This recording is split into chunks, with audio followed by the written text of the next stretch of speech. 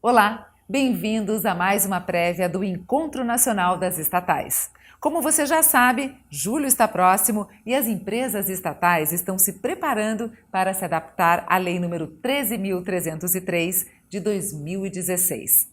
Hoje eu converso com o Procurador do Estado, o professor Anacleto Abduch Santos, seja muito bem-vindo, e com o advogado e professor Ricardo Alexandre Sampaio. Muito bem-vindo, professor.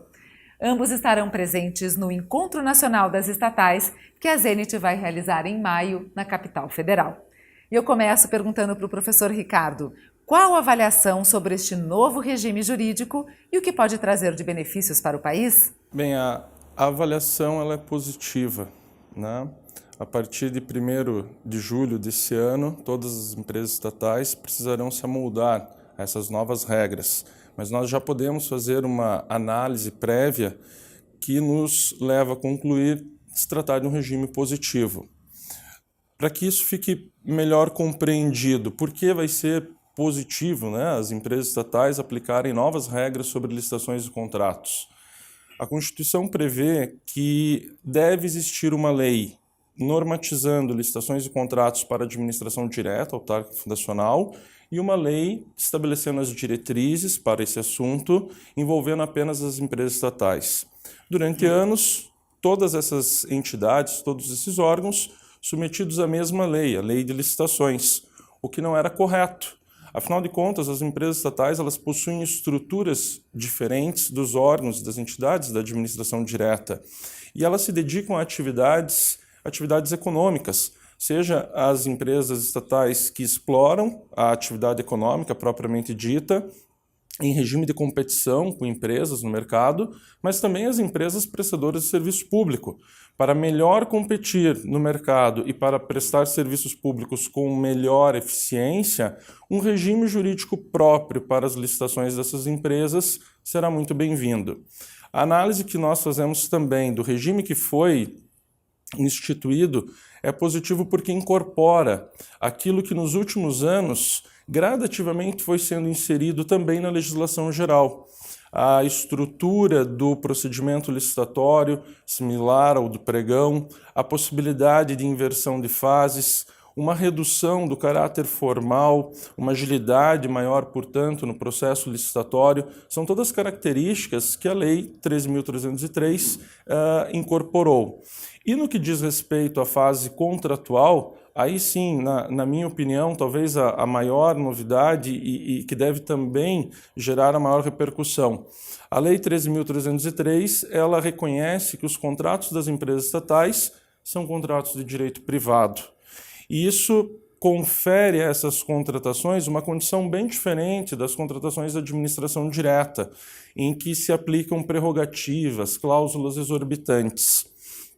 Por um lado, pode-se imaginar, puxa, mas agora as empresas estatais perderam aquelas prerrogativas, né? A possibilidade de alterar unilateralmente um contrato, isso pode colocá-las numa condição de risco. Penso exatamente o contrário. Na medida em que se impõe um regime de direito privado, essa condição vai exigir das empresas estatais uma maior qualidade, uma maior eficiência, um maior preparo e também uma maior responsabilidade na formação e gestão dos seus contratos. Então, por todas essas razões, a avaliação, ainda que preliminar, porque nem todas as empresas estatais estão já aplicando esse regime, ela é positiva. Obrigada, professor.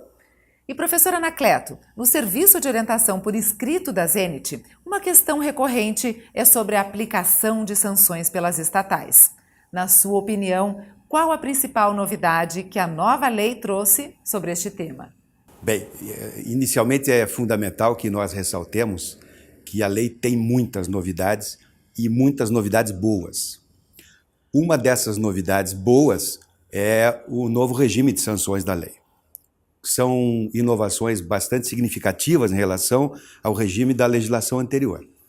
No sistema da legislação a qual estavam submetidas as estatais anteriormente, nós tínhamos duas sanções muito graves: a pena de declaração de inidoneidade e a pena de suspensão, a pena de impedimento do direito de contratar com a administração pública. Duas sanções que impunham às empresas que fossem punidas o ônus de não poder participar de licitações perante grande parte da administração pública, no caso da declaração de inidoneidade, perante toda a administração pública brasileira, por um prazo bem largo, por até 5 anos no caso do impedimento e no caso da declaração de inidoneidade, até que a empresa restaurasse as condições de idoneidade para poder voltar a ser contratada.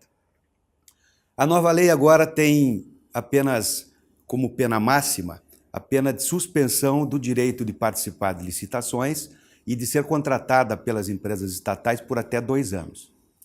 A lei acabou com uma polêmica que havia em relação aos efeitos dessa sanção, em relação a quais entidades da administração pública a empresa estava suspensa, dizendo agora que a pena de suspensão, que é a pena máxima, e que vale por 2 anos, só vale perante a empresa estatal que a aplicou. Portanto, a empresa que for punida pelos Correios pode ser contratada pela Eletronuclear, pode ser contratada pela Sanepar, pode ser contratada pela Copel, porque só a pena tem efeitos perante a empresa que a aplicou. Uma outra inovação bem importante da nova lei diz respeito a cláusulas necessárias do contrato. Um dos grandes problemas da aplicação das sanções é o espaço de liberdade que havia para que, no plano da execução do contrato, o poder público contratante identificasse as condutas que são de infração. O que é uma infração? Qual conduta que a empresa pratica que caracteriza uma infração? A isso nós chamamos de tipificação. A demonstração em um documento, em uma norma, ou mesmo na lei, de quais são as condutas que caracterizam uma infração. O descumprimento de uma norma, o descumprimento de uma relação contratual.